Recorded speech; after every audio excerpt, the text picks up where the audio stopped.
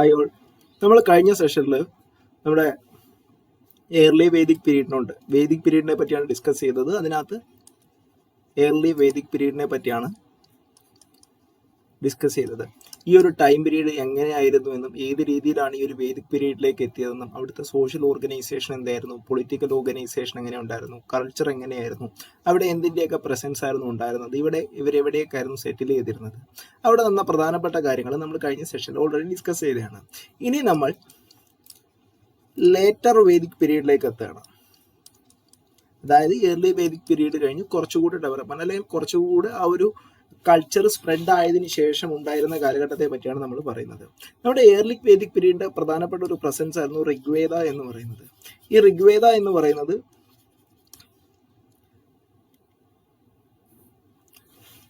കുറച്ച് collection of Vedic ഹൈംസും മന്ത്രാസും അങ്ങനെയുള്ള കാര്യങ്ങളെല്ലാം അടങ്ങിയ ഒരു കളക്ഷനെയാണ് നമ്മൾ ആക്ച്വലി ഋഗ്വേദ എന്ന് പറയുന്നത്. സാധാരണ രീതിയിൽ ഈ വേദിക് ഹൈംസും അതുപോലെ തന്നെ ഓർ മന്ത്രാസ് അടങ്ങിയ ടെക്സ്റ്റുകൾ അല്ലെങ്കിൽ കളക്ഷനെ നമ്മൾ സാധാരണ രീതിയിൽ സംഹിതാസ് എന്നാണ് പറയുന്നത്. സംഹിതാസ്, ഇത്തരത്തിലുള്ള നിരവധിയായ സംഹിതയുണ്ട്. അതിനകത്ത് ഏറ്റവും ഓൾഡസ്റ്റ് ആയിട്ടുള്ള സംഹിത എന്ന് പറയുന്നത് ഋഗ്വേദയാണ്. ഋഗ്വേദ സംഹിതയാണ് ഏറ്റവും ഓൾഡസ്റ്റ് ആയിട്ട് നമുക്ക് പറയാനായിട്ട് പറ്റുന്നത്. പിന്നീട് അതിനുശേഷം നിരവധിയായിട്ടുള്ള സംഹിതാസ് രൂപപ്പെടുകയുണ്ടായി. ഇപ്പോൾ നമ്മൾ ഫോർ എക്സാമ്പിൾ പറയുകയാണെങ്കിൽ സാമവേദ സംഹിത. സാമവേദ സംഹിതയിൽ പ്രധാനമായിട്ടും പറയുന്നത് പ്രേയേഴ്സ് ഓഫ് ഋഗ്വേദയാണ്. Prayers of Rigveda. ഋഗ്വേദയിൽ പറഞ്ഞിരിക്കുന്ന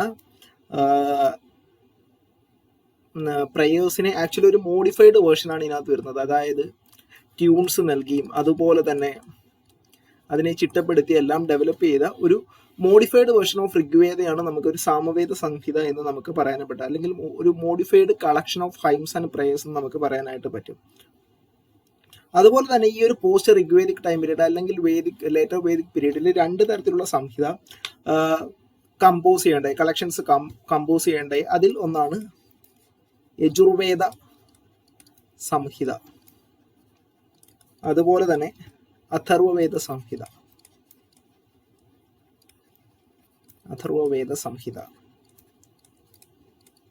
ഈ ഒരു യജുർവേദ സംഹിതയ്ക്കകത്ത് നമ്മൾ ഋഗ്വേദ സംഹിതയിൽ കണ്ടത് അതിനകത്ത് പ്രധാനമായിട്ട് ഹൈംസും മന്ത്രാസും ആണ് കളക്ട് ചെയ്തിരുന്നത്. ഈ ഒരു യജുർവേദ സംഹിതയിലേക്ക് വരുമ്പം ഹൈംസും മന്ത്രാസും മാത്രമല്ല, റിച്വൽസും, ഓരോ ഡെഫിനറ്റ് ആയിട്ടുള്ള റിച്വൽസും അതിനകത്ത് എക്സ്പ്ലെയിൻ ചെയ്തതെന്ന് നമുക്ക് മനസ്സിലാക്കാനായിട്ട് പറ്റും. അതായത് ഇത്തരം റിച്വൽസ് കാണിച്ചു തരുന്നത്, അതായത് നമുക്ക് ഈ റിച്വൽസിനെ പറ്റിയുള്ള നമുക്ക് ഗുണമെന്ന് വെച്ച് കഴിഞ്ഞാൽ ആ ഒരു ടൈം പീരീഡിൽ ഉണ്ടായിരുന്ന പൊളിറ്റിക്കൽ ആൻഡ് സോഷ്യൽ സിറ്റുവേഷനെ കുറിച്ച് നമുക്ക് ഈ ഒരു യജുർവേദ സംഹിതയിൽ നിന്ന് മനസ്സിലാക്കാൻ പറ്റും എന്നുള്ളതാണ്. ഇനി അഥർവേദ സംഹിതയിലേക്ക് വരുമ്പോൾ അതിനകത്ത് കുറച്ച് ചാംസ് അതുപോലെ തന്നെ സ്പെൽസും എല്ലാം ഉണ്ടായിരുന്നു. ഇത്തരം സ്പെൽസ് എല്ലാം പ്രധാനമായിട്ടും ഈ ഒരു ഡിസീസസിന് അല്ലെങ്കിൽ രോഗശാന്തിക്ക് വേണ്ടിയിട്ടുള്ളത്, അല്ലെങ്കിൽ ഈവിൾസിന്നെല്ലാം രക്ഷ നേടാനുള്ള കുറച്ച് ചാംസും സ്പെല്ലുമാണ് ഈ ഒരു അഥർവവേദ സംഹിതയിൽ ഉണ്ടായിരിക്കുന്നത്. അപ്പോൾ പ്രധാനമായിട്ടും ഒരു വേദിക് പീരീഡിൽ ഉണ്ടായ 4 തരത്തിലുള്ള സംഹിതയാണ് ഋഗ്വേദ, സാമവേദ, യജുർവേദ ആൻഡ് അഥർവവേദ. അതിനകത്ത് ലേറ്റർ പീരീഡിലേക്ക് വരുമ്പോൾ യജുർവേദ സംഹിതയും അഥർവവേദ സംഹിതയും ഉണ്ടായെന്ന് പറഞ്ഞു. ഈ ഒരു ഋഗ്വേദ സംഹിതയുടെ ഒരു മോഡിഫൈഡ് വേർഷൻ അല്ലെങ്കിൽ ഒരു ട്യൂൺഡ് വേർഷനാണ് നമുക്ക് സാമവേദ സംഹിത എന്ന് നമുക്ക് പറയാനായിട്ട് പറ്റും. ഈ ഒരു വേദിക് സംഹിതാസം മാത്രമല്ല, ഈ ഒരു ടൈം പീരീഡിൽ ഈ ഒരു സംഹിതാസിനെ ഫോളോ ചെയ്തുകൊണ്ട് നിരവധിയായിട്ടുള്ള സീരീസ് ഓഫ് ടെക്സ്റ്റുകളെല്ലാം ഫോം ചെയ്തിട്ടുണ്ട്. നമ്മൾ അതിനെ പറയുന്നതിന് ബ്രാഹ്മണാസ് എന്നാണ് പറയുന്നത്. ബ്രാഹ്മണാസ്, അത്തരം ടെക്സ്റ്റുകളെ ഈ ഒരു ബ്രാഹ്മണാസ്, അതായത് ഈ ഒരു ബ്രാഹ്മണാസ് പ്രധാനമായിട്ടും കണ്ടെയ്ൻ ചെയ്യുന്നത് അവിടുത്തെ social, political and religious aspect of that rituals or എറ എന്ന് നമുക്ക് പറയാനായിട്ട് പറ്റും. അതായത് ഈ ഒരു സംഹിത അല്ലെങ്കിൽ സംഹിതയ്ക്ക് ശേഷം അതിനെ പിന്തുടർന്നുകൊണ്ട് നിരവധിയായിട്ടുള്ള സീരീസ് ഓഫ് ടെക്സ്റ്റുകൾ ഫോം ചെയ്തു. അതിനെയാണ് നമ്മൾ ബ്രാഹ്മണാസ എന്ന് പറയുന്നത്. അതിന് നിരവധിയായിട്ടുള്ള അവിടുത്തെ അന്ന് നടന്നുകൊണ്ടിരുന്ന കാര്യങ്ങൾ, അതായത് സോഷ്യൽ ആയാലും പൊളിറ്റിക്കൽ ആയാലും റിലീജിയസ് ആയിട്ടുള്ള അല്ലെങ്കിൽ നിരവധിയായിട്ടുള്ള റിച്വൽസും കാര്യങ്ങളും ഇത്തരം ടെക്സ്റ്റുകളിൽ എക്സ്പ്ലെയിൻ ചെയ്യുന്നുള്ളതായിട്ട് നമുക്ക് കാണാനായിട്ട് പറ്റും. ഇനി ഇത്തരം സംഹിതകൾ അല്ലെങ്കിൽ ഇത്തരം വേദിക് ടെക്സ്റ്റുകളെല്ലാം പ്രധാനമായിട്ടും രൂപകൽപ്പന അല്ലെങ്കിൽ രൂപീകൃതമാക്കിയിരിക്കുന്നത് അപ്പർ ഗാൻജറ്റിക് പ്ലെയിൻസിൽ നിന്നാണ്. അത് ഏകദേശം കാലപ്പഴക്കം എന്ന് പറയുന്നത് 600 BC വരെയാണ്. 1000 മുതൽ 600 BC വരെയാണ് ഇതിന്റെ കാലപ്പഴക്കം എന്ന് പറയുന്നത്. സോ ദാറ്റ് നമുക്ക് ഇതിൽ നിന്നകത്ത് മനസ്സിലാക്കാൻ പറ്റുന്നത് അപ്പർ ഗാൻജറ്റിക് പ്ലെയിനിലാണ് ഇത്തരം ആര്യന്മാരെല്ലാം കൂടുതലായിട്ടും സെറ്റിൽ ചെയ്തിരുന്നത്. അവിടെ നിന്നാണ് ഇത്തരം റൈറ്റിങ്സും കാര്യങ്ങളും എല്ലാം വന്നിരിക്കുന്നതെന്ന് നമുക്ക് മനസ്സിലാക്കാനേ പറ്റും. കൂടാതെ തന്നെ ഇവിടെ താമസിച്ചിരുന്ന ആൾക്കാർ പെയിന്റഡ് ഗ്രേ പോട്ടറീസ് യൂസ് ചെയ്തതിനായിട്ടും അതുപോലെ തന്നെ അയൺ വെപ്പൺസ് യൂസ് ചെയ്തതിൻ്റെ എവിഡൻസസ് ഉണ്ട്. അയൺ വെപ്പൺസ് യൂസ് ചെയ്തതിൻ്റെയും എവിഡൻസ് നമുക്ക് കാണാനായിട്ട് സാധിക്കും. ഒരു early Vedic period it was different ആയിട്ടുള്ള കാര്യമായിരുന്നു. നിങ്ങൾ ആ ഒരു റെക്കോർഡ് സെഷൻ നോക്കിക്കഴിഞ്ഞാൽ നിങ്ങൾക്ക് മനസ്സിലാവും. ഓക്കെ, അതുപോലെ തന്നെ ഈ ഒരു അപ്പർ ഗാൻജറ്റിക് പ്ലെയിൻസ് എന്ന് പറഞ്ഞു കഴിഞ്ഞാൽ അതിനകത്ത് UP പ്രസൻസ് ഉണ്ടായിരുന്നു, അതുപോലെ തന്നെ പഞ്ചാബ് പ്രസൻസ് ഉണ്ടായിരുന്നു, ഹരിയാന പ്രസൻസ് ഉണ്ടായിരുന്നു, അതുപോലെ ഈ ഒരു രാജസ്ഥാന്റെ പ്രസൻസ് എല്ലാം ഉണ്ടായിരുന്നു. ഇപ്പോൾ ഈ ഒരു കംപ്ലീറ്റ് എവിഡൻസസിൽ നിന്ന് നമുക്ക് മനസ്സിലാക്കാൻ പറ്റുന്നത് അന്നത്തെ കാലത്ത് ആര്യന്മാർ, നമുക്കറിയാം അവരുടെ ആ ഒരു ഏർലി പീരീഡിൽ അവരുടെ പ്രധാനപ്പെട്ട ഒക്യുപ്പേഷൻ എന്ന് പറയുന്നത് പാസ്റ്റോൾ ആയിരുന്നു. ഒരു സെക്കൻഡറി ആയിട്ട് മാത്രമാണ് അഗ്രികൾച്ചർ കണ്ടിരുന്നത് എന്ന് നമ്മൾ മനസ്സിലാക്കാം. പക്ഷേ ഈ ഒരു ലേറ്റർ ഫേസിലേക്ക് എത്തുമ്പോഴത്തേക്കും അവരുടെ പ്രധാനപ്പെട്ട ഒക്യുപ്പേഷനായിട്ട് നമുക്ക് അഗ്രികൾച്ചറിനെ തന്നെ കാണാനായിട്ട് പറ്റും. അതുകൊണ്ട് തന്നെ പ്രധാനമായിട്ടും ഇത്തരം നദികളുള്ള തീരത്തായിരിക്കും ഇത് അവരുടെ സെറ്റിൽമെന്റ്സ് നടത്തിയിരിക്കുന്നത് നമുക്ക് മനസ്സിലാക്കാം. സോ ദാറ്റ് ഈ ഒരു ഗംഗ യമുന തീരങ്ങളിൽ അല്ലെങ്കിൽ ഗംഗ യമുന ഡോബിൽ അവരുടെ കംപ്ലീറ്റ് പ്രസൻസ് നമുക്ക് മനസ്സിലാക്കാനായിട്ട് പറ്റും. ഈ ഒരു മഹാഭാരത യുദ്ധങ്ങളെല്ലാം നടക്കുന്നത് ഈ ഒരു ഏരിയയിൽ നിന്നാണ് നമുക്ക് വ്യക്തമാവുന്ന കാര്യമാണ്. അതായത് കുരുവംശജരും പാണ്ഡവരും തമ്മിലുള്ള യുദ്ധങ്ങളെല്ലാം ഈ ഒരു പീരീഡിലാണ് നടക്കുന്നത്. എങ്ങനെയാണ് കുരു എന്ന് പറയുന്ന ട്രൈബ് ഫോം ആവുന്നതെന്നും അതുപോലെ പാണ്ഡവാസ് ഫോം ആവുന്നത് എന്ന എല്ലാ കാര്യങ്ങളും നമ്മൾ മുന്നത്തെ വീഡിയോയിൽ വ്യക്തമാക്കിയിട്ടുണ്ട്. ഈ ഒരു മഹാഭാരത യുദ്ധത്തോടു കൂടി കുരു എന്ന് പറയുന്ന ആ ഒരു ട്രൈബ് അല്ലെങ്കിൽ ക്ലാൻ കംപ്ലീറ്റ് ആയിട്ട് വൈപ്പ് ഓഫ് ചെയ്യുകയാണ്, അതായത് പൂർണ്ണമായിട്ടും ഇല്ലാതാവുകയാണ്. പിന്നീട് പാണ്ഡവാസാണ് ആ ഒരു അവിടുത്തെ ഒരു റൂളിലേക്ക് വരുന്നതെന്ന് നമുക്ക് പറയാനായിട്ട് പറ്റും. ഈ ഒരു ഏരിയയുടെ അന്നത്തെ പ്രധാനപ്പെട്ട ക്യാപിറ്റൽ എന്ന് പറയുന്നത് ഹസ്തിൻപുരായിരുന്നു അന്നത്തെ പ്രധാനപ്പെട്ട ക്യാപിറ്റൽ. ഇതിപ്പോൾ ഇന്നത്തെ കാലത്ത് നമ്മൾ മീററ്റ് എന്ന് നമുക്ക് പറയാനായിട്ട് പറ്റും.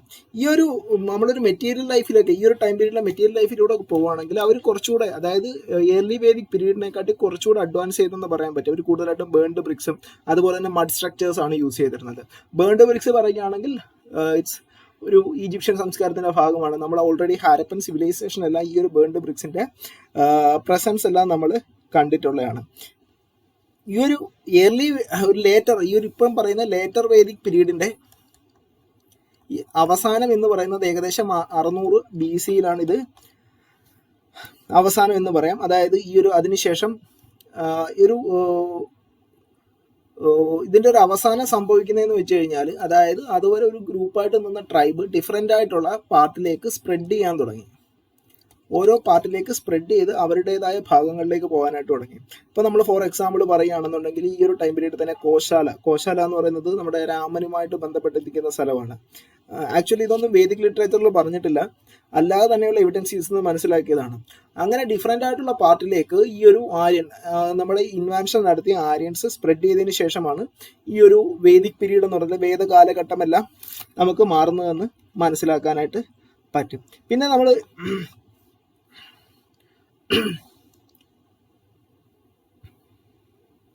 നമ്മൾ നോക്കുകയാണെങ്കിൽ ഈ ഒരു വേദകാലഘട്ടം അല്ലെങ്കിൽ ഈ ഒരു വേദിക് പീരീഡ് എന്ന് പറയുന്നത് ഒരിക്കലും ഹാരപ്പൻ കൾച്ചറിന്റെ അത്രയും ഉണ്ടാവില്ല. കാരണം ഒരു ബെറ്റർ ഡെവലപ്ഡ് ആയിട്ടുള്ള ഒരു സ്ട്രക്ചർ അല്ലെങ്കിൽ ആ ഒരു സമൂഹം എന്ന് പറയുന്നത് ഹാരപ്പൻ സിവിലൈസേഷനിലായിരുന്നു.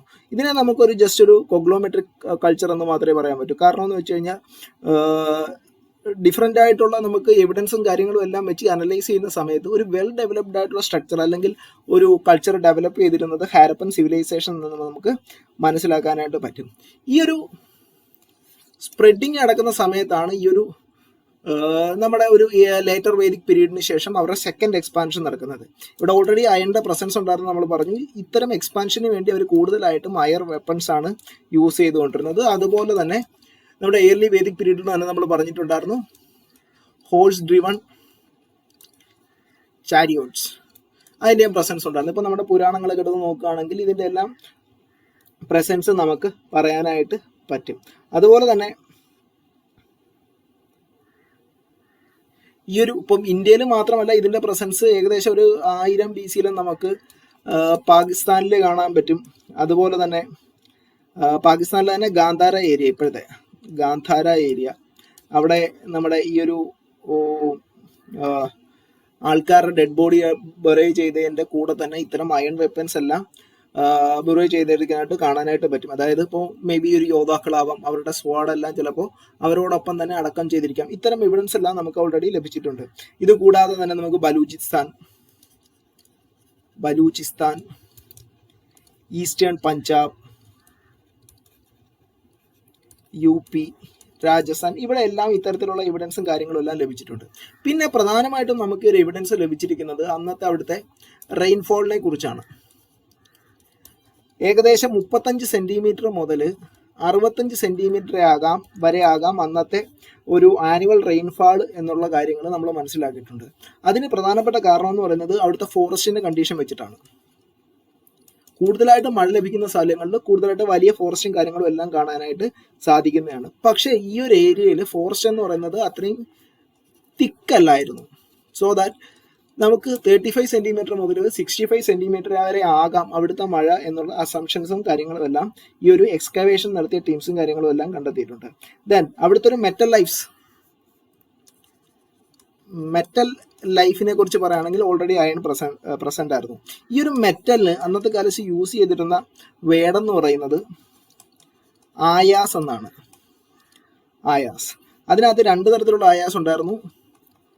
കൃഷ്ണ ആയാസ്, അതുപോലെ തന്നെ ശ്യാമ ആയാസ്. ഈ കൃഷ്ണ ആയാസ് എന്ന് പറയുന്നത് അയൺ വെപ്പണിനെയാണ് എക്സ്പ്ലെയിൻ ചെയ്യുന്നത്. ദെൻ അതുപോലെ തന്നെ ലോഹിത എന്ന് പറയുന്ന ഒരു ആയാസ് അല്ലെങ്കിൽ ഒരു മെറ്റീരിയൽ ഉണ്ടായിരുന്നു. അതിനെ നമ്മൾ നോർമലി റെഡ് മെറ്റൽ എന്നൊക്കെയാണ് അറിയപ്പെടുന്നത്. റെഡ് മെറ്റൽ ഈ ഒരു ടൈം പീരീഡിൽ നമുക്ക് അയണിന്റെ പ്രസൻസ് ഉണ്ടായത് കൊണ്ട് തന്നെ മോസ്റ്റ് ഓഫ് ദി അഗ്രികൾച്ചർ ടൂൾസും ഈ ഒരു അയൺ എന്ന് പറയുന്ന മെറ്റൽ കൊണ്ട് നിർമ്മിച്ചതായിരുന്നു എന്ന് നമുക്ക് മനസ്സിലാക്കാനായിട്ട് പറ്റുന്നതാണ്.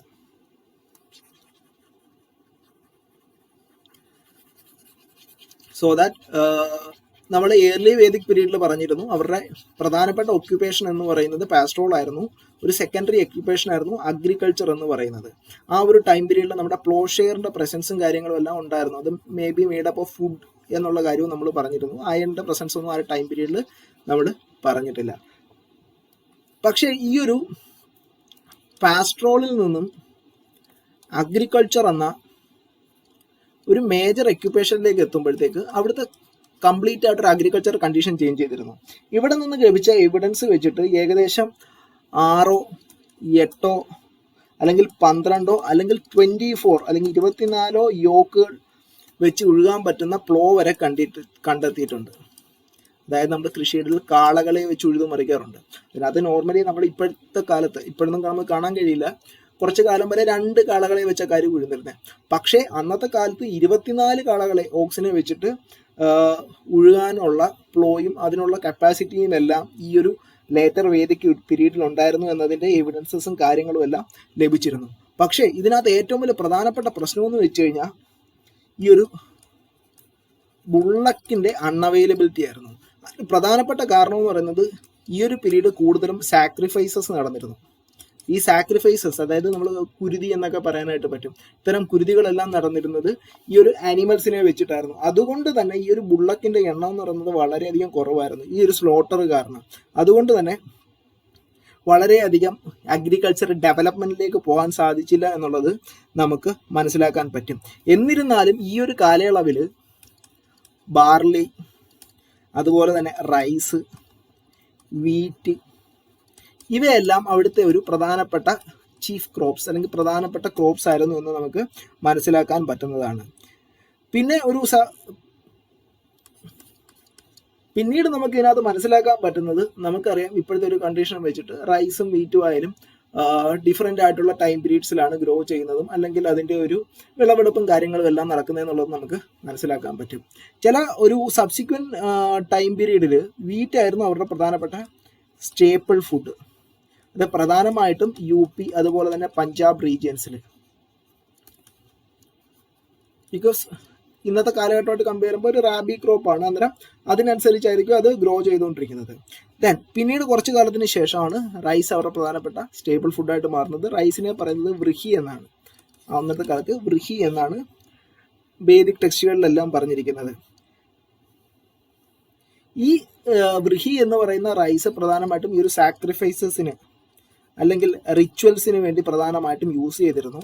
പക്ഷേ വീറ്റ് ഒരിക്കലും ഇത്തരം റിച്വൽസിന് വേണ്ടി യൂസ് ചെയ്തിരുന്നു. അതിന് പ്രധാനപ്പെട്ട കാരണം ഇതൊരു റെയർ ആയിരുന്നു എന്ന് നമ്മുടെ ഈ വേദിക് ടെക്സ്റ്റിലൊക്കെ വ്യക്തമാക്കിയിട്ടുണ്ട്. റൈസും വീറ്റും ബാർലിയും അവിടെ കൾട്ടിവേറ്റ് ചെയ്തിരുന്നു. അതിൽ റൈസ് സാക്രിഫൈസിനും റിച്വൽസിനും വേണ്ടി യൂസ് ചെയ്തിരുന്നു, അല്ലെങ്കിൽ വൃഹി യൂസ് ചെയ്തിരുന്നു. പക്ഷേ വീറ്റ് അധികം യൂസ് ചെയ്തില്ല, ബിക്കോസ് ഇറ്റ് വാസ് റെയർ എന്ന് വ്യക്തമായിട്ട് നമ്മുടെ വേദിക് ടെക്സ്റ്റുകളിലെല്ലാം മെൻഷൻ ചെയ്തിരിക്കുന്നു എന്നുള്ള കാര്യങ്ങൾ നമുക്ക് മനസ്സിലാക്കാനായിട്ട് പറ്റും.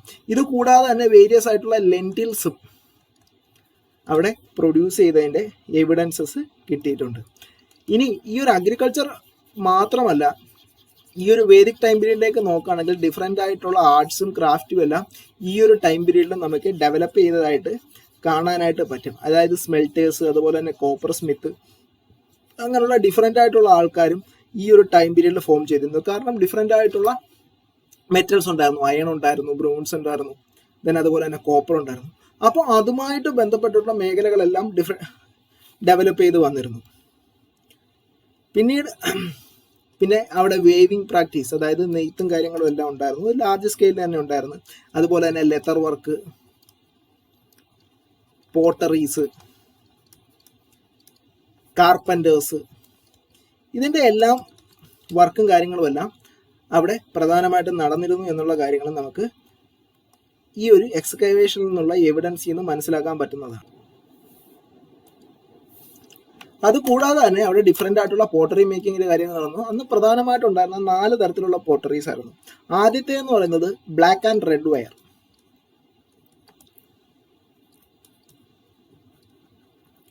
രണ്ടാമത്തേത് ബ്ലാക്ക് സ്ലിപ്ഡ് വയർ,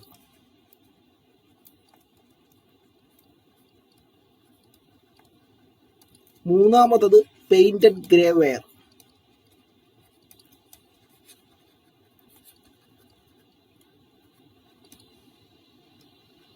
നാലാമത്തേതെന്ന് പറയുന്നത് റെഡ് വയർ. ഇങ്ങനെ 4 തരത്തിലുള്ള പോട്ടറീസ് ആയിരുന്നു അവിടെ പ്രാക്ടീസ് ചെയ്തിരുന്നത്. ഇതിൻ്റെ എവിഡൻസ് എല്ലാം പ്രധാനമായിട്ടും ലഭിച്ചിരുന്നത്, നമുക്കിപ്പം ബ്ലാക്ക് ആൻഡ് സ്ലിപ്ഡ് വെയറിൻ്റെ എവിഡൻസ് കിട്ടുകയാണെങ്കിൽ UP യിലുണ്ടായിരുന്നു, അതുപോലെ തന്നെ ഡൽഹിയിലുണ്ടായിരുന്നു, ഈ അന്നത്തെ രാജസ്ഥാൻ, അതായത് രാജസ്ഥാനിലെ കുരു പാഞ്ചല റീജിയനിലെല്ലാം ഇതിൻ്റെ എവിഡൻസസ് ലഭിച്ചിട്ടുണ്ട്. ഇനി പെയിന്റഡ് ഗ്രേ വെയറിന് ഒരു പ്രത്യേകതയുണ്ട്. ഇതൊരു ഡിസ്റ്റിങ്റ്റീവ് പോട്ടറിയാണ്.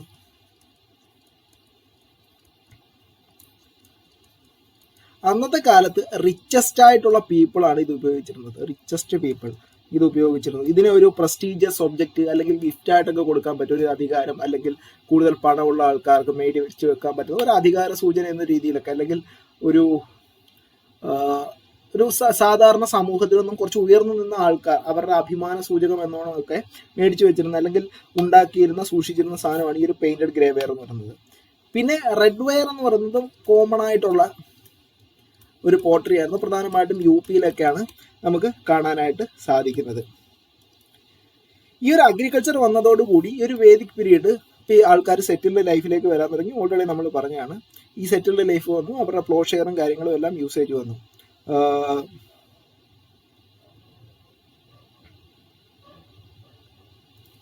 എന്നുള്ള കാര്യങ്ങളെല്ലാം നമ്മൾ അഗ്രികൾച്ചർ അവരുടെ കാര്യങ്ങളെല്ലാം പറഞ്ഞു. ഇനി അവരുടെ നമ്മുടെ പൊളിറ്റിക്കൽ ഓർഗനൈസേഷൻസിലേക്ക് പോവുകയാണെന്നുണ്ടെങ്കിൽ നമ്മൾ ആ ഒരു ടൈം പീരീഡിൽ ഡിഫറെൻ്റ് ആയിട്ടുള്ള ഇപ്പം ഏർലി വേദിക് പീരീഡിൽ ഡിഫറെൻ്റ് ആയിട്ടുള്ള പൊളിറ്റിക്കൽ ഓർഗനൈസേഷനെ പറ്റി ഓൾറെഡി കഴിഞ്ഞ പാർട്ടിൽ ഡിസ്കസ് ചെയ്തിട്ടുണ്ടായിരുന്നു. ആ ഡിസ്കസ് ചെയ്ത പാർട്ടിലെല്ലാം നമ്മൾ ഗ്രാമ അല്ലെങ്കിൽ തന്നെ വിസ് ക്ലാൻ എന്നുള്ളതും അതുപോലെ ഗ്രാമിണി എന്നുള്ളതും രാജ്പതി എന്നുള്ളതും എന്നുള്ള കാര്യങ്ങളെല്ലാം നമ്മൾ ഓൾറെഡി ഡിസ്കസ് ചെയ്തതാണ്. പക്ഷേ നമ്മൾ ആ ഒരു പറഞ്ഞൊരു കാര്യം ഉണ്ടായിരുന്നു, ഇത്തരം ഡെവലപ്മെന്റ്സ് ഉണ്ടായെങ്കിലും അന്ന് അവിടെ ഒരു സിറ്റി എന്ന് പറയുന്ന ഒരു ഐഡിയോളജി ഡെവലപ്പ് ആയില്ല എന്നൊരു കാര്യം പറഞ്ഞിരുന്നു. പക്ഷേ ഇതിനകത്തേക്ക് വരുമ്പോൾ ഈ ഒരു ലേറ്റർ വേദിക് പീരീഡിലേക്ക് വരുമ്പോൾ വേദിക് ടെക്സ്റ്റിൽ നമുക്ക് നഗര എന്ന് പറയുന്നൊരു ടേം കാണാനായിട്ട് പറ്റും. അതായത് ഒരു ലേറ്റർ വേദിക് പീരീഡിന്റെ എൻഡോട് കൂടി അവിടെ ടൗൺസ് രൂപപ്പെടാൻ തുടങ്ങി എന്നുള്ളത് നമുക്ക് മനസ്സിലാക്കാനായിട്ട് പറ്റും. ഇപ്പോൾ ഫോർ എക്സാമ്പിൾസ് പറയുകയാണെങ്കിൽ ഹസ്തിനപുരം, അതുപോലെ തന്നെ കൗസംബി, ഇതെല്ലാം അന്നത്തെ കാലത്തെ പ്രിമിറ്റീവ് ആയിട്ടുള്ള ടൗൺസിന് എവിഡൻസ് ആണ്, അല്ലെങ്കിൽ ഒരു പ്രോട്ടോ അർബൻ സെറ്റിൽമെന്റ് എന്നുള്ള കാര്യങ്ങളൊക്കെ നമുക്ക് പറയാനായിട്ട് പറ്റും. ദെൻ ഏർലി വേദിക് പീരീഡിൽ നമ്മൾ അന്നത്തെ കാലത്തെ സമുദ്ര എന്നൊരു വാക്ക് വേദിക് ടെക്സ്റ്റുകളിൽ ഉണ്ടായിരുന്നു. പക്ഷെ അവർ സീ വോയേജസ് നടത്തിയതിന്റെ എവിഡൻസസ് ഇല്ല എന്ന് നമ്മൾ പറഞ്ഞു. പക്ഷേ ഈ ഒരു ലേറ്റർ വേദിക് പീരീഡിലേക്ക് വരുമ്പോഴത്തേക്കും ഈ ഒരു വേദിക് ടെക്സ്റ്റുകളെല്ലാം പറയുന്നത് സീയും സീ വോയേജസിനെയും പറ്റിയും, അതായത് കടലിൽ കൊണ്ടുള്ള സഞ്ചാരത്തെ പറ്റിയെല്ലാം കൃത്യമായിട്ട് വ്യക്തമാക്കിയിട്ടുണ്ട്. അതുകൊണ്ടാണ് പുതിയ തരത്തിലുള്ള ആർട്ടുകളും കൾച്ചറും അല്ലെങ്കിൽ ആ ഒരു ക്രാഫ്റ്റുകളും എല്ലാം രൂപീകൃതമായതെന്നും അഭിപ്രായങ്ങൾ നിരവധിയായിട്ടുണ്ട്. പിന്നെ ഒരു ഡിഫറൻസ് എന്നുള്ള രീതിയിൽ അഗ്രികൾച്ചർ, അതായത് നമുക്ക് കുറച്ച് മുന്നേ ഉണ്ടായിരുന്നത്, അതായത് ഏർലി വേദിക് പീരീഡിൽ ഉണ്ടായിരുന്നത് അവരുടെ പ്രധാനപ്പെട്ട ഒക്യുപ്പേഷൻ എന്ന് പറയുന്നത് പാസ്ട്രോൾ ആയിരുന്നു. സെക്കൻഡറി ഒരു ഒക്യുപ്പേഷനാണ് അഗ്രികൾച്ചർ എന്ന് പറയുന്നത്. പക്ഷേ ഇവിടെ വന്നപ്പോഴത്തേക്കും ഒരു സെറ്റിൽഡ് ലൈഫിലേക്ക് വന്നു. അതുപോലെ തന്നെ ഒരു പ്രൈമറി ഒക്യുപ്പേഷൻ എന്ന് പറയുന്ന അഗ്രികൾച്ചറിലേക്ക് അവർ മാറാനായിട്ട് തുടങ്ങി. അതിന് പ്രധാനമായിട്ടും അപ്പർ ഗാൻജറ്റിക് റീജിയൻസ് ആണ് തിരഞ്ഞെടുത്തത് എന്നുള്ള കാര്യങ്ങളെല്ലാം നമ്മൾ ഓൾറെഡി പറഞ്ഞതാണ്. ഇനി പൊളിറ്റിക്കൽ ഓർഗനൈസേഷൻസിലേക്ക് വരുവാണെങ്കിൽ നമ്മൾ ഏർലി വേദിക് പീരീഡിൽ 4 തരത്തിലുള്ള പൊളിറ്റിക്കൽ ഓർഗനൈസേഷൻ ആണ് പറഞ്ഞത്: സഭ, സമിതി, വിതാന്ത, അതുപോലെ തന്നെ ഗണ. സഭ, സമിതി, വിതാന്ത, ഗണ എന്നുള്ള കാര്യങ്ങൾ പറഞ്ഞു. ഇതിൽ തന്നെ ഈ വിതാന്ത എന്ന് പറയുന്നത് കംപ്ലീറ്റ് ആയിട്ട് ഈ ഒരു ടൈം പീരീഡിൽ ഡിസപ്പിയർ ആയിരുന്നു.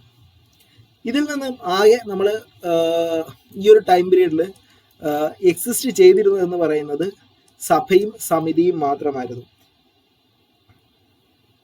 പക്ഷേ ഇവിടെ വന്നപ്പോഴത്തേക്ക് ഒരു പ്രശ്നം പറ്റി. അതായത് ഏർലി വേദിക് പീരീഡിൽ ഇതിനകത്ത് 2 സമിതികളിൽ സ്ത്രീകൾക്ക് പങ്കെടുക്കാൻ അവർക്ക് പ്രത്യേകം പ്രാമുഖ്യം ഉണ്ടായിരുന്നു. പക്ഷേ ഈ ഒരു ലേറ്റർ വേദിക് പീരീഡിലേക്ക് എത്തുമ്പോൾ ഇത് കംപ്ലീറ്റ്ലി ഒരു പാട്രിയാർക്കൽ സൊസൈറ്റിയായിട്ട് മാറി. അതായത് സ്ത്രീകൾക്ക് ഇത്തരം പൊളിറ്റിക്കൽ ഓർഗനൈസേഷനിലൊന്നും പങ്കെടുക്കാനുള്ള അധികാരമെല്ലാം ഇതോടുകൂടി ഇല്ലായതായെന്ന് നമുക്ക് മനസ്സിലാക്കാം. അതായത് സ്ത്രീകളുടെ സ്വാതന്ത്ര്യം, അതായത് നേരത്തെ സ്ത്രീകൾക്കുണ്ടായിരുന്ന സ്വാതന്ത്ര്യം ഒരു പാട്രിയാർക്കൽ സൊസൈറ്റി ചേഞ്ചിലൂടെ അത് കംപ്ലീറ്റ് ആയിട്ട് മാറിയതായിട്ട് ഈ ഒരു ലേറ്റർ വേദിക് പീരീഡിൽ നമുക്ക് കാണാനായിട്ട് പറ്റും.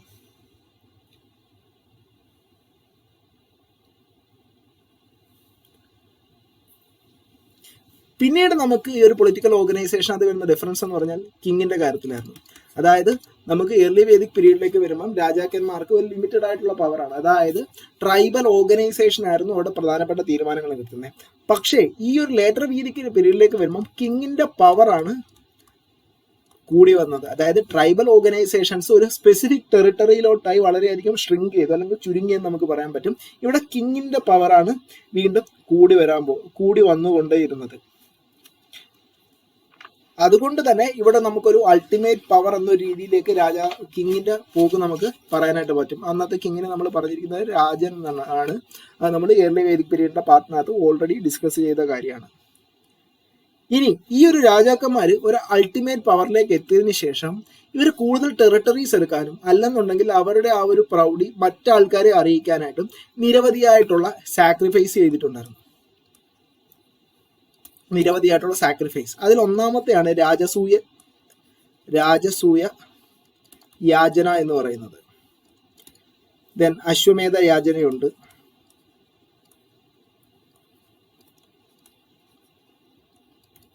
അതുപോലെ തന്നെ വാജ്പേയ യാചന. ഇത് പ്രധാനമായിട്ടും ചെയ്തിരുന്നതിന്റെ കാര്യം, അതായത് ഏർലി വേദിക് പീരീഡിൽ ഈ ഒരു കിങ്ങിന് പ്രധാനപ്പെട്ട അൾട്ടിമേറ്റ് പവറോ കാര്യങ്ങളോ ഒന്നുമില്ലായിരുന്നു. പക്ഷേ ലേറ്റർ പീരീഡിലേക്ക് വരുമ്പോഴത്തേക്കും ഇവർക്ക് ഒരു അൾട്ടിമേറ്റ് പവറിലേക്ക് എത്താൻ സാധിച്ചു. അതായത് ട്രൈബൽ ഓർഗനൈസേഷൻ ഒരു ചെറിയ ടെറിട്ടറിയിലേക്ക് മാത്രം ചുരുങ്ങാനായിട്ട് തുടങ്ങി. സോ ഈ രാജാക്കന്മാർക്ക് അവരുടെ കീർത്തി നാടമ്പാടും പരക്കുക എന്നൊരു കാര്യങ്ങളൊക്കെ ഉണ്ടായിരുന്നു. സോ ആൾക്കാരെ അറിയിക്കാൻ വേണ്ടിയും അതുപോലെ തന്നെ കുറച്ച് ഏരിയാസ് വീണ്ടും വെട്ടിപ്പിടിച്ച് അവിടെ രാജാവിൽ നിന്നും ചക്രവർത്തിയായി മാറുക എന്ന ഉദ്ദേശങ്ങളെല്ലാം ഈ ഒരു യാചനയിലൂടെ ഇത്തരം രാജാക്കന്മാർക്ക് ഉണ്ടായിരിക്കുന്നതായിട്ട് നമുക്ക് മനസ്സിലാക്കാനായിട്ട് പറ്റും. അതായത് ഈ രാജസൂയ യാചന ചെയ്യുന്നത് പ്രധാനമായിട്ടും രാജാക്കന്മാർ തന്നെയാണ്, കിങ്സ് ഇറ്റ് സെൽഫ്. അതായത് ഒരു സുപ്രീം പവറായിട്ട് മാറുക, അതായത് രാജാവിൽ നിന്നും ചക്രവർത്തിയായിട്ട് മാറുക. അതിന് മേ ബി സ്ലോട്ടറിങ് ആവാം, അതായത് മൃഗങ്ങളെ കൊല്ലാം, മൃഗബലിയാവാം, മനുഷ്യബലിയാവാം, അങ്ങനെ നിരവധിയായിട്ടുള്ള കാര്യങ്ങളാണ് ഈ ഒരു ടൈമിൽ ചെയ്യുന്നത്. പിന്നീട് വരുന്നത് അശ്വമേധ യാചനയാണ്. അശ്വമേധ യാചന എന്ന് പറയുന്നത് ഇപ്പം ആദ്യത്തെ ടൈം പീരീഡിൽ ഇപ്പോൾ രാജാക്കന്മാർക്ക് അവരുടെ സ്വന്തമായ ഒരു ടെറിട്ടറി ഉണ്ടാവും. പിന്നീട് അതിനുശേഷം കുതിരയെ ഓടാനായിട്ട് വിടും ഈ ഒരു യാചനയുടെ ഭാഗമായിട്ട്. എവിടെയെല്ലാം ആ കുതിര ചെല്ലുന്നോ ആ ഒരു ഭാഗമെല്ലാം ഈ രാജാവിന്റെ സ്വന്തം പാർട്ടായിട്ട് മാറും. അത്രയും കൂടുതൽ ഭാഗം അവരുടെ കിങ്ഡത്തിലേക്ക് മാറുകയാണ് ഈ ഒരു അശ്വമേധ യാചനയിൽ ഉണ്ടാവുന്നത്. വാജ്പേയ യാചന എന്ന് വെച്ചാൽ ഒരു ചാരിയോട്ട് റേസ് ആണ്, അല്ലെങ്കിൽ രഥത്തിന്റെ മത്സരം എന്നൊക്കെ നമുക്ക് മലയാളത്തിൽ പറയാൻ പറ്റും. അതായത് മറ്റുള്ള രാജാക്കന്മാരുമായിട്ട് മത്സരിച്ച് വിജയം ഉറപ്പിക്കുക എന്നുള്ളതാണ് ഇത്തരം വാജ്പേയ യാചനയിലൂടെ ചെയ്തുകൊണ്ടിരുന്നത്. ഇതെല്ലാം അന്നത്തെ കാലത്ത് ആൾക്കാരെ ഇംപ്രസ് ചെയ്തിരുന്നു, കോമൺ പീപ്പിളിനെ ഇംപ്രസ് ചെയ്ത് ഇത്തരം രാജാക്കന്മാർക്ക് കൂടുതലായിട്ട് പവറും പ്രസ്റ്റീജും വന്നിരുന്നു എന്നുള്ള കാര്യങ്ങൾ നമുക്ക് മനസ്സിലാക്കാനായിട്ട് പറ്റും. അതായത് അവരുടെ അധികാരം ഉറപ്പിക്കുന്ന ഒരു രീതിയായിരുന്നു ഇത്തരം സാക്രിഫൈസ് എന്നെല്ലാം പറയുന്നത്. പിന്നീട് നമ്മൾ ഓൾറെഡി ഇയർലി വേദിക് പീരീഡിൽ പറഞ്ഞായിരുന്നു അന്നത്തെ ഒരു ടാക്സ് കളക്ഷൻ സിസ്റ്റം ഉണ്ടായിരുന്നു എന്നൊരു കാര്യം പറഞ്ഞിരുന്നു. അതും ഈ ഒരു ടൈം പീരീഡിലും തുടർന്ന് തന്നെ പോയിക്കൊണ്ടിരുന്നു. അതായത് ഒരു സ്പെസിഫിക് ആയിട്ടുള്ള ടാക്സ് കളക്ഷൻ ഉണ്ടായിരുന്നു, അല്ലെങ്കിൽ ട്രിബ്യൂട്ട്സും ഉണ്ടായിരുന്നു. അതായത് രാജാക്കന്മാർക്ക് നമ്മൾ കാഴ്ച വെക്കുക എന്നൊക്കെ പറയും. ഇത്തരം ട്രിബ്യൂട്ട്സും കാര്യങ്ങളും എല്ലാം ഈ ഒരു ടൈം പീരീഡിലും കോമൺ ആയിട്ട് നടന്നിരുന്ന ഒരു കാര്യം തന്നെയാണ്. ഈ ടാക്സ് എല്ലാം കളക്ട് ചെയ്യുന്ന അല്ലെങ്കിൽ ഈ ടാക്സ് കളക്ടറെ നമ്മൾ പറയുന്ന പേരാണ് സംഘിഹിത്രി.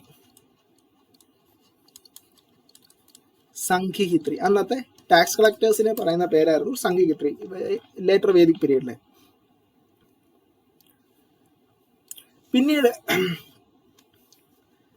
പിന്നീട് നമ്മൾ മനസ്സിലാക്കാനുള്ളത് ഏർലി വേദിക് പീരീഡിൽ കിങ്സ് പ്രധാനമായിട്ടും അസിസ്റ്റ് ചെയ്തിരുന്നത് പ്രീസ്റ്റും കാര്യങ്ങളും എല്ലാം ഉണ്ടായിരുന്നെങ്കിലും ട്രൈബൽ ഓർഗനൈസേഷൻ ആയിരുന്നു. ഒരു ലേറ്റർ വേദിക് പീരീഡിലേക്ക് എത്തിയപ്പോഴത്തേക്കും ഈ കിങ്ങിനെ അസിസ്റ്റ് ചെയ്തിരുന്നത് പ്രീസ്റ്റും കമാൻഡേഴ്സും ചീഫ് ക്വീൻസും അതുപോലെ തന്നെ കുറച്ച് ഫങ്ഷണറീസും കാര്യങ്ങളും എല്ലാം ഈ ഒരു കാലയളവിൽ ഉണ്ടായിരുന്നു. അതായത് ഒരു എസ്റ്റാബ്ലിഷ്ഡ് ആയിട്ടുള്ള ഒരു റൂളിംഗ് സിസ്റ്റത്തിലേക്ക് ഏർലി വേദിക് പീരീഡിൽ നിന്നും ലേറ്റർ വേദിക് പീരീഡിലേക്ക് മാറിയെന്ന് നമുക്ക് ഇതിൽ നിന്നും മനസ്സിലാക്കാനായിട്ട് പറ്റും.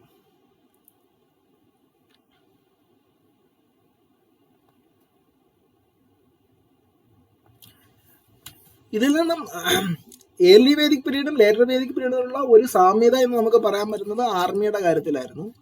ഏർലി വേദിക്കും ഒരു സ്പെസിഫൈഡ് ആയിട്ടുള്ള സ്റ്റാൻഡിങ് ആർമിയെ നിലനിർത്തിയിരുന്നില്ല. പക്ഷേ ലേറ്റർ വേദിക് പീരീഡിലും അത് അങ്ങനെ തന്നെയാണ് തുടർന്നു വരുന്നത്.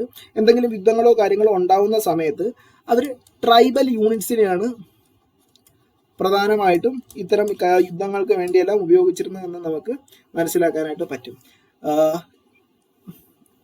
ഇപ്പൊ ഏർലി വേദിക് പീരീഡും ലേറ്റർ വേദിക് പീരീഡ് നോക്കുകയാണെന്നുണ്ടെങ്കിൽ ഫാമിലിയിൽ നിന്ന് ഗ്രാം ഫോം ചെയ്തു, ഗ്രാമിൽ നിന്നും ക്ലാൻ അല്ലെങ്കിൽ വിസ് ഫോം ചെയ്യുകയാണ്.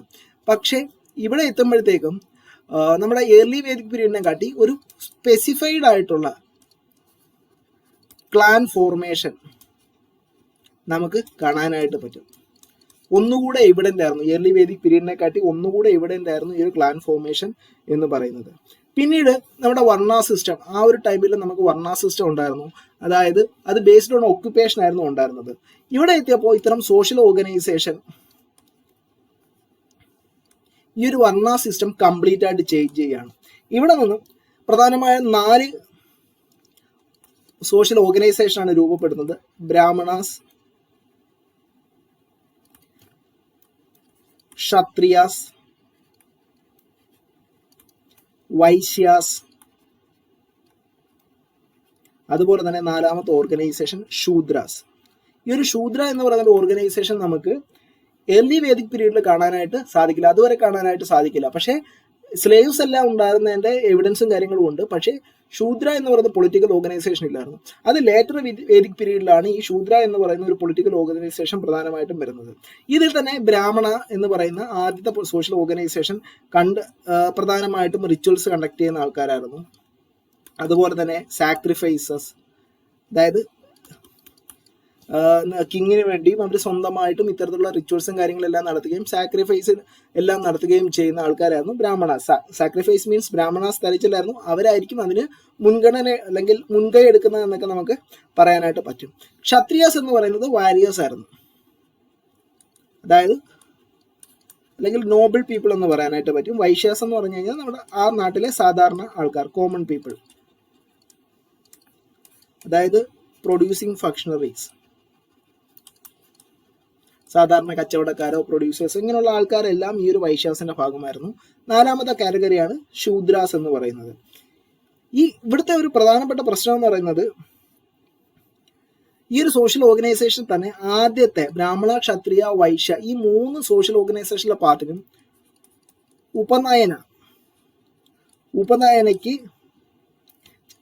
ഉപനയന ചെയ്യാൻ പറ്റുമായിരുന്നു, എൻടൈറ്റിൽഡ് ആയിരുന്നു. ഉപനയനെ എൻടൈറ്റിൽ ചെയ്യാൻ പറ്റുമായിരുന്നു. അതായത് അവർക്ക് ഈ ഒരു വേദിക് മന്ത്രാസും സ്പെൽസ് ചൊല്ലുന്നതിനും അല്ലെങ്കിൽ വേദിക് ടെക്സ്റ്റിന് പഠിക്കുന്നതിനും വേണ്ടി എല്ലാത്തിനുള്ള അധികാരം ഉണ്ടായിരുന്നു. അതിനകത്തുനിന്ന് തഴയപ്പെട്ടു നിന്ന ഒരു വിഭാഗം മാത്രമായിരുന്നു ശൂദ്രാസ് എന്ന് പറയുന്നത്. അവരെ പ്രത്യേകിച്ച് സെറിമണീസിലോ റിച്വൽസിലോ ഒന്നും പങ്കെടുപ്പിച്ചിട്ടില്ല എന്നുള്ളത് നമുക്ക് ഡിഫറെൻ്റ് ആയിട്ടുള്ള എവിഡൻസസിൽ നിന്ന് മനസ്സിലാക്കാനായിട്ട് പറ്റുന്നതാണ്.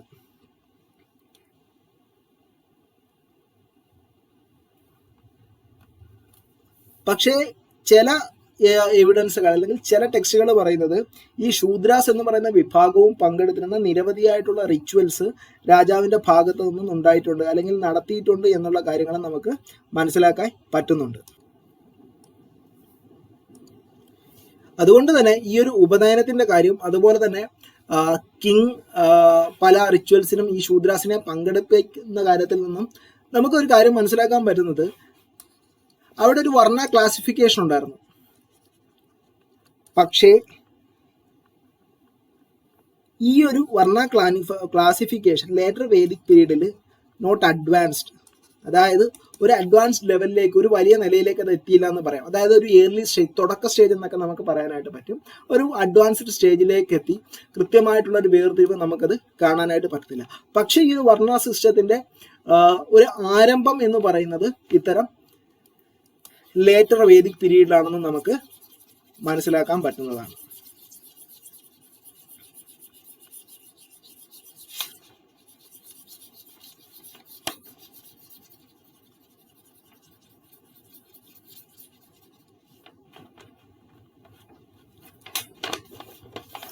പിന്നീട് നമ്മൾ ഓൾറെഡി പറഞ്ഞതാണ്, ഏർലി വേദിക് പീരീഡിൽ നിന്നും ലേറ്റർ വേദിക് പീരീഡിലേക്ക് എത്തുമ്പം സ്ത്രീകളുടെ ആ ഒരു മുൻഗണന കുറഞ്ഞ ഒരു പാട്രിയാർക്കൽ സൊസൈറ്റിയിലുള്ള ചേഞ്ചായി. അതുകൊണ്ട് തന്നെ മെയിൽ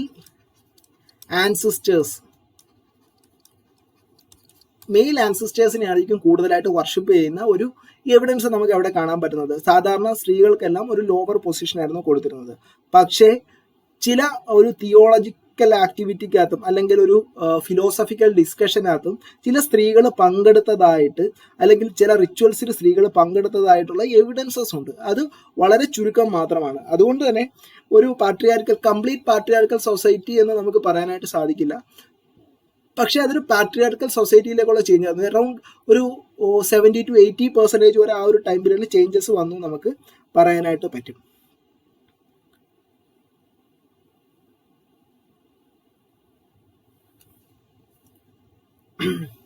പിന്നീട് നമ്മൾ ഓൾറെഡി പറഞ്ഞാണ് കുല, അതുപോലെ തന്നെ ഗ്രാമ, ദെൻ അതിൽ നിന്ന് വിസ് ഓർ ക്ലാൻ, ഇവയുടെ ഫോർമേഷൻ നമ്മുടെ ഈ ഒരു ഏർലി വേദിക് പീരീഡിൽ തന്നെ ഉണ്ടായിട്ടുണ്ട്. അതിൽ നിന്നും ഈ ക്ലാൻ എന്ന് പറഞ്ഞത് എവിഡന്റ് ആയത് ഈ ഒരു ലേറ്റർ വേദിക് പീരീഡിൽ നിന്നാണ്.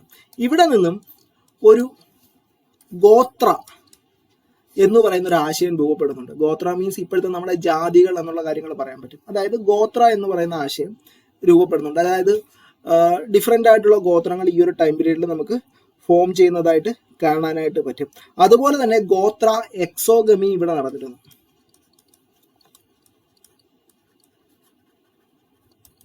ഗോത്ര എക്സോഗമി അതായത് സെയിം ഗോത്രത്തിൽപ്പെട്ട ആൾക്കാർ പരസ്പരം കല്യാണം കഴിക്കാൻ പാടില്ല എന്നൊരു കാര്യം ഉണ്ടായിരുന്നു. അതായത് ഡിഫറെന്റ് ഗോത്രയിലുള്ള ആൾക്കാർ മാത്രമേ കല്യാണം കഴിക്കാൻ പാടുള്ളൂ.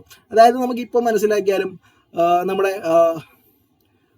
As A part of science പരമായിട്ട് നോക്കിയാലും സെയിം ആൻസിസ്റ്റേഴ്സ് ഉള്ള ആൾക്കാർ കല്യാണം കഴിക്കുന്നത് വളരെയധികം കുറവായിരിക്കും. കാരണം എന്ന് വെച്ച് കഴിഞ്ഞാൽ പല പാരമ്പര്യമായിട്ടുള്ള രോഗങ്ങളോ അല്ലെങ്കിൽ ബ്ലഡ് റിലേഷനിൽ വരുന്ന ഇഷ്യൂസോ കാര്യങ്ങളോ എല്ലാം ഉണ്ടാവുന്നത് കൊണ്ട് തന്നെ ഡിഫറെൻ്റ് ഉള്ള ആൾക്കാരെ ആയിരിക്കും വിവാഹം ചെയ്യുന്നത്. സോ ദാറ്റ് ഇത്തരം കാര്യങ്ങളും അന്നത്തെ കാലത്ത് പ്രാക്ടീസ് ചെയ്തിരുന്നു എന്നുള്ളത് ഇതിനകത്ത് മനസ്സിലാക്കാം. ഇത് ഗോത്ര എക്സോഗമി എന്ന് പറയുന്ന ഒരു കാര്യമായിട്ട് നമുക്ക് പറയാം. അതായത് സെയിം ഗോത്രത്തിൽ നിന്നും ആൾക്കാർ കല്യാണം കഴിക്കാതെ ഡിഫറെൻ്റ് ആയിട്ടുള്ള ഗോത്രകൾ പരസ്പരമാണ് കല്യാണം കഴിക്കുന്നത്. ഗോത്രങ്ങളാണ് കല്യാണം കഴിക്കുന്നത് നമുക്ക് മനസ്സിലാക്കാൻ പറ്റും. അതോടൊപ്പം തന്നെ നമുക്ക് പറയാനുള്ളൊരു കാര്യമാണ് വേദിക് ടെക്സ്റ്റുകളിലെ ഒരു മനുഷ്യന്റെ ഡിഫറെൻറ്റ് സ്റ്റേജസ് ഓഫ് ലൈഫിനെ പറ്റി പറയുന്നുണ്ട്. ഡിഫറെൻറ്റ് സ്റ്റേജസ് ഓഫ് ലൈഫ്, അതിൽ പ്രധാനമായിട്ടും 4 സ്റ്റേജിലാണ്. ബ്രഹ്മചാരി, ഗൃഹസ്ഥ, വാനപ്രസ്ഥ, അതുപോലെ തന്നെ സംഗസ. അതായത് ബ്രഹ്മചാരി മീൻസ് സ്റ്റുഡൻറ്, അതായത് വിവാഹപ്രായം എത്തുന്നതിന് മുമ്പ്, വിവാഹത്തിന് മുമ്പ്. ഗൃഹസ്ഥ എന്ന് പറഞ്ഞു കഴിഞ്ഞാൽ ഹൗസ് ഹോൾഡർ, ഒരു വിവാഹത്തിന് ശേഷം. ദെൻ വാനപ്രസ്ഥ എന്ന് വെച്ചാൽ നമുക്കൊരു പാർഷ്യൽ റിട്ടയർമെന്റ്, അതായത് മധ്യവയസ്സെല്ലാം കഴിഞ്ഞ് ഒരു വയസ്സാവുന്ന കാലം എന്നൊക്കെ നമുക്ക് പറയാൻ പറ്റും. സംഗസ എന്ന് പറയുന്നത് കംപ്ലീറ്റ് റിട്ടയർമെന്റ്, അതായത് മരണം എന്നൊക്കെ നമുക്ക് പറയാനായിട്ട് പറ്റും. ഇതെല്ലാം നമ്മുടെ ലേറ്റർ വേദിക് ടെക്സ്റ്റിനകത്ത് കൃത്യമായിട്ട് പറയുന്ന കാര്യങ്ങളാണ്. ഇതിനകത്ത് പ്രധാനമായിട്ടും ആദ്യത്തെ 3 കാര്യങ്ങളാണ് ഈ ഒരു ലേറ്റർ വേദിക് പീരീഡിൽ എവിഡൻ്റ് ആയിട്ടുണ്ടായിരുന്നത്. അവസാനത്തെ കാര്യം, അതായത് സംഗസ എന്ന് പറയുന്ന ഒരു കാര്യം നമ്മുടെ ലേറ്റർ വേദിക് പീരീഡിൽ എവിഡൻ്റ് അല്ലായിരുന്നു. ടെക്സ്റ്റുകളിലൊന്നും കൃത്യമായിട്ട് അതിൻ്റെ അതെങ്കിൽ ഇത്തരം ഒരു സ്റ്റേജ് ഉണ്ട് എന്നൊരു കാര്യം വ്യക്തമാക്കിയിട്ടില്ല എന്നുള്ളതാണ്. ആദ്യത്തെ 3 സ്റ്റേജസും അല്ലെങ്കിൽ 3 സ്റ്റേജ് ഓഫ് ലൈഫും ബാക്കിയുള്ള നമ്മുടെ ലേറ്റർ വേദിക് പീരീഡിലുള്ള മിക്കവാറും ടെക്സ്റ്റുകൾ അല്ലെങ്കിൽ വേദിക് ടെക്സ്റ്റുകളിൽ കൃത്യമായിട്ട് വ്യക്തമാക്കിയിട്ടുള്ള കാര്യമാണ്. ഇനി അന്നത്തെ കാലത്തെ പ്രധാനപ്പെട്ട ആരാധന അല്ലെങ്കിൽ ഗോഡ്സ്, റിച്വൽസ് എന്നതിനെ പറ്റി നമുക്ക് നോക്കാം. Gods, rituals and philosophy. First thing is sacrifice എന്ന് പറയുന്ന ഒരു കാര്യം അവിടെ ഉണ്ടായിരുന്നു. അത് മേ ബി സ്ലോട്ടറിങ് ആവും, അല്ലാതുള്ള കാര്യങ്ങളാവും. ഈ ഒരു കൾട്ട് ഓഫ് സാക്രിഫൈസ് എന്ന് പറയുന്നത് അവിടുത്തെ ഒരു പ്രധാനപ്പെട്ട ആചാരം തന്നെ ആയിരുന്നു. അതിനെ തുടർന്ന് ന്യൂമറസ് ആയിട്ടുള്ള റിച്വൽസോ അല്ലെങ്കിൽ ഫോമുലേസോ കാര്യങ്ങളോ എല്ലാം ഉണ്ടാവും. ഏർലി വേദിക് പീരീഡിൽ നമ്മൾ പറഞ്ഞിരുന്നതാണ് ഇന്ദ്ര, അഗ്നി, ഈ 2 ദേവന്മാരെയും ആരാധിച്ചു, അതായത് പ്രകൃതി ശക്തികളെ ആരാധിച്ചിരുന്നു. പക്ഷേ ലേറ്റർ വേദിക് പീരീഡിലേക്ക് വരുമ്പോൾ ഇവരുടെ ഇമ്പോർട്ടൻസ് നഷ്ടപ്പെട്ടു. ഇന്ദ്ര, അഗ്നി എന്ന് പറയുന്ന ആ ഒരു ഗോഡിനെ ആരാധിക്കുന്നത് കുറഞ്ഞു. പകരം പ്രജാപതിയിലേക്ക് അവരെത്തി, അതായത് ക്രിയേറ്റർ. ഈ ഒരു ക്രിയേറ്റർ എന്ന് പറയുന്ന ഒരു ആശയത്തിലേക്ക് എത്തി. അന്ന് വരെ ഈ ഒരു പ്രകൃതി ശക്തികളായിരുന്നു അവരുടെ പ്രധാനപ്പെട്ട ആരാധന അല്ലെങ്കിൽ ദൈവം എന്നൊക്കെ നമ്മൾ പറയുന്നെങ്കിലും പിന്നീട് പ്രജാപതിയായിരുന്നു ആ ഒരു സുപ്രീം പൊസിഷൻ അലങ്കരിച്ചിരുന്ന അവരുടെ ഒരു ഗോഡ് എന്ന് നമുക്ക് പറയാനായിട്ട് പറ്റും ഈ ഒരു ലേറ്റർ വേദിക് പീരീഡിൽ. അതുപോലെ തന്നെ ആനിമൽസ്, അതുപോലെ തന്നെ ഗോഡ് വിഷ്ണു, ഇവയെല്ലാം അന്നത്തെ പ്രധാനപ്പെട്ട സിംബോളിക് ഒബ്ജക്റ്റ് അല്ലെങ്കിൽ പ്രധാനപ്പെട്ട വർഷിപ്പിംഗ് ഒബ്ജക്റ്റ് ആയിട്ട് മാറിയിരുന്നു. ഇതിൽ തന്നെ നമ്മൾ പറഞ്ഞു ഡിഫറെൻ്റ് ആയിട്ടുള്ള ഗോത്രാസ് എല്ലാം ഫോം ചെയ്യുന്നു പറഞ്ഞിരുന്നു. ഓരോ ഗോത്രാസും അവരുടേതായിട്ടുള്ള അല്ലെങ്കിൽ ഓരോ ക്ലാസ്സുമായി ബന്ധപ്പെട്ട അല്ലെങ്കിൽ ഓരോ ക്ലാസ്സിലുള്ള ഓരോ ഡിഫറെൻറ്റ് ക്ലാസ്സിലുള്ള ഗോഡ്സിനെയാണ് ആരാധിച്ചിരുന്നത്. അത് മേ ബി വർണ്ണ സിസ്റ്റത്തിലാവാം, അല്ലെന്നുണ്ടെങ്കിൽ ഡിഫറെന്റ് ഗോത്രത്തിലേക്കാവാം. ഡിഫറെന്റ് ഗോത്രങ്ങളും ഡിഫറെന്റ് ആയിട്ടുള്ള അവരുടേതായിട്ടുള്ള ദൈവങ്ങളെയായിരുന്നു ആരാധിച്ചിരുന്നത് നമുക്ക് പറയാനായിട്ട് സാധിക്കും.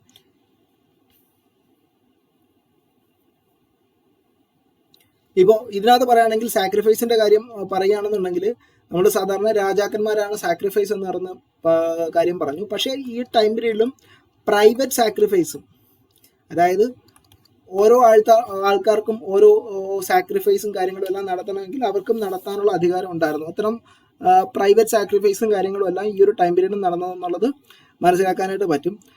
പക്ഷേ ഈ ഒരു സാക്രിഫൈസിനകത്ത് ഒരുപാട് സ്ലോട്ടറിങ് നടന്നു. അതിപ്പം കൗ ആയാലും അല്ലെന്നുണ്ടെങ്കിൽ ബുള്ളോക്ക് ആയാലും നിരവധിയായിട്ടുള്ള ആനിമൽസ് ആയാലും ഇതിൻ്റെ എല്ലാം സ്ലോട്ടറിങ് ഒരുപാട് നടന്നു. അതുകൊണ്ട് തന്നെയാണ് അവരുടെ ഒരു അഗ്രികൾച്ചർ എന്ന് പറയുന്നത് ഡിഫറെൻ്റ് ആയിട്ടുള്ള നിരവധിയായിട്ടുള്ള ഡെവലപ്മെൻറ്റ്സും കാര്യങ്ങളും ഉണ്ടായാലും ഒരു അഗ്രികൾച്ചർ ഒരു പ്രിമിറ്റീവ് ആസ്പെക്റ്റിൽ തന്നെ നിന്നത് എന്ന് നമുക്ക് പറയാനായിട്ട് പറ്റുന്നതാണ്.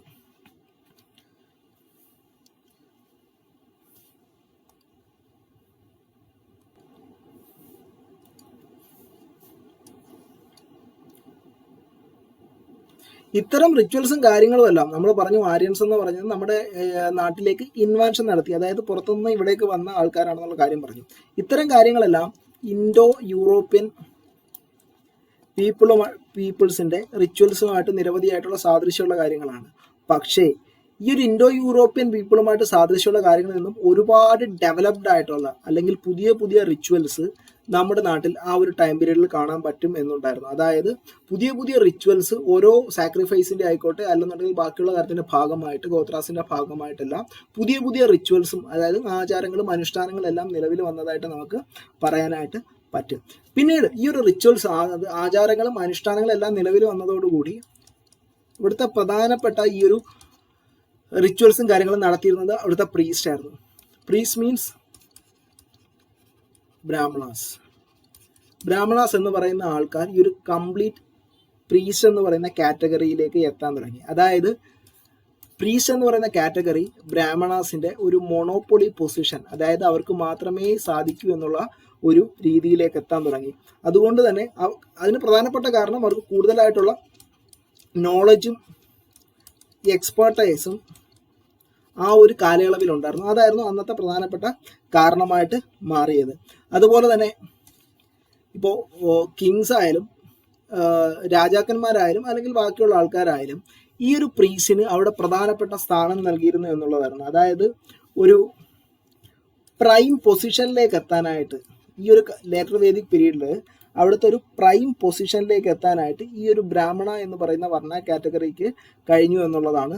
അതോടൊപ്പം തന്നെ ഈ ഒരു സാക്രിഫൈസും കാര്യങ്ങളും ചെയ്യുന്നതിന് നിരവധിയായിട്ടുള്ള ദക്ഷിണാസ് അല്ലെങ്കിൽ ഈ ഒരു ബ്രാഹ്മണ എന്ന് പറയുന്ന ഒരു വർണ്ണ കാറ്റഗറി അന്ന് മേടിച്ചിരുന്നു. അതായത് നിരവധിയായിട്ടുള്ള കൗസ് ആവാം, ആനിമൽസ് ആവാം, ഹോഴ്സ് ആവാം, ഗോൾഡ് ആവാം, അങ്ങനെ നിരവധിയായിട്ടുള്ള ഒരു പ്രീസ്റ്റ് ഫീ എന്നൊരു രീതിയിൽ ഈ ബ്രാഹ്മണാസ് എന്ന് പറയുന്ന വർണ്ണ കാറ്റഗറി മേടിച്ചിരുന്നു എന്നുള്ള കാര്യങ്ങൾ നമുക്ക് മനസ്സിലാക്കാം. വേണമെങ്കിൽ നമുക്കൊരു ഈ ഒരു ലേറ്റർ വേദിക് പീരീഡിന്റെ അവസാന കാലം എത്തുമ്പോൾ ഒരു പ്രീസ്റ്റ്ലി ഡോമിനേറ്റഡ് സൊസൈറ്റി അല്ലെങ്കിൽ ആ ഒരു സൊസൈറ്റിയെ കംപ്ലീറ്റ് ആയിട്ട് ഡോമിനേറ്റ് ചെയ്തത് പ്രീസ്റ്റ് ഒക്കെ ആണെന്ന് നമുക്ക് വേണമെങ്കിൽ പറയാനായിട്ട് പറ്റും. പക്ഷേ പലതരത്തിലുള്ള ഉപനിഷത്തിലും ഇത്തരം റിച്വൽസിനെയും അതുപോലെ തന്നെ ഇത്തരം പ്രീസ്ലി ഡോമിനേഷനെ പറ്റിയെല്ലാം നിരവധിയായിട്ടുള്ള ക്രിറ്റിസൈസിനും കാര്യങ്ങളെല്ലാം പറയുന്നുണ്ട്. ഈ ഒരു ലേറ്റർ വേദിക് പീരീഡിന് ശേഷമാണ് നമ്മൾ മനസ്സിലായി ഇനിഷ്യൽ സ്റ്റേജ് മുതൽ ഇവിടെ വരെ, അതായത് കിങ്സ് വരാൻ തുടങ്ങി, ഗോത്രാസ് വരാൻ തുടങ്ങി, അതുപോലെ തന്നെ വർണ്ണ സിസ്റ്റം വരാൻ തുടങ്ങി, വാരിയേഴ്സ് വരാൻ തുടങ്ങി. ഇതിന് ശേഷമാണ് നമ്മുടെ നാട്ടിൽ ഡെവലപ്ഡ് ആയിട്ടുള്ള വലിയ വലിയ കിങ്ഡംസും അതുപോലെ തന്നെ കിങ്സും അതുപോലെ തന്നെ എംപറേഴ്സും ചക്രവർത്തിമാരും എല്ലാം ഉണ്ടാവാൻ തുടങ്ങിയത്. അതായത് ഈ ഒരു ലേറ്റർ വേദിക് പീരീഡിന് ശേഷം അവരുടെ എല്ലാം പുതിയ തലമുറയാണ് ഈ ഒരു രാജ്യവും രാജഭരണത്തിലേക്കും അതുപോലെ തന്നെ ചക്രവർത്തി ഭരണത്തിലേക്കും നിരവധിയായിട്ടുള്ള വലിയ യുദ്ധങ്ങളിലേക്കും എല്ലാം എത്തിയതെന്ന് നമുക്ക് മനസ്സിലാക്കാനായിട്ട് പറ്റും. നമുക്കൊരു പുതിയ വീഡിയോ ആയിട്ട് അടുത്ത സെഷനിൽ കാണാം. All the best.